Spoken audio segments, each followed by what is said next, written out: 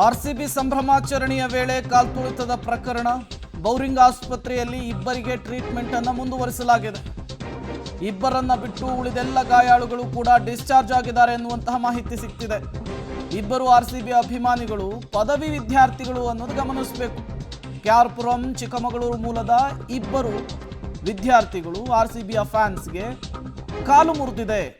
ಅವರಿಗೆ ಆಸ್ಪತ್ರೆಯಲ್ಲಿ ಚಿಕಿತ್ಸೆಯನ್ನು ಮುಂದುವರಿಸಲಾಗಿದೆ. ಒಟ್ಟು ಬೌರಿಂಗ್ನಲ್ಲಿ 7 ಮಂದಿ ಅಡ್ಮಿಟ್ ಆಗಿದ್ರು. ಈಗ ಇಬ್ಬರಿಗೆ ಚಿಕಿತ್ಸೆ ಮುಂದುವರೆದಿದೆ. 5 ಡಿಸ್ಚಾರ್ಜ್ ಆಗಿದ್ದಾರೆ.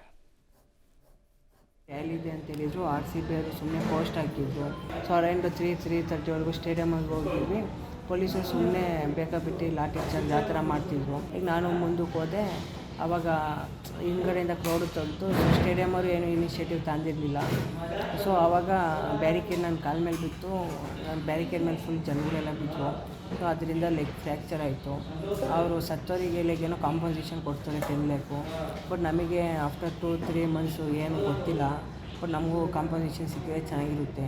ಅದು ಸಿದ್ದರಾಮಯ್ಯ ಅವರು ಹೇಳಿರೋದು ಬರೀ 3 to 4K ಮೆಂಬರ್ಸ್ ಬರ್ತಾರೆ ಅಂತ. ಬಟ್ ಅಲ್ಲಿ ಬಂದಿದ್ದೆ 2 to 3 lakhs ಮೆಂಬರ್ಸ್ ಬಂದಿರು. ಸರ್ ಅದೇ ಸರ್ಕಾರ ಅವರು ಇನಿಷಿಯೇಟಿವ್ ತಂದಿರಲಿಲ್ಲ. ಲೈಕ್ ಒಳ್ಳೆ ಸೆಕ್ಯೂರಿಟಿ ಫೋರ್ಸ್ನೂ ಹಾಕಿರಲಿಲ್ಲ ಸರ್. ಬಟ್ ಗೌರ್ಮೆಂಟ್ ಏನಂದರೆ ಈ ಥರ ಡೆತ್ ಆಗಿರೋರಿಗೆ 10 lakh ಕಾಂಪನ್ಸೇಷನ್ ಕೊಡ್ತಾರೆ.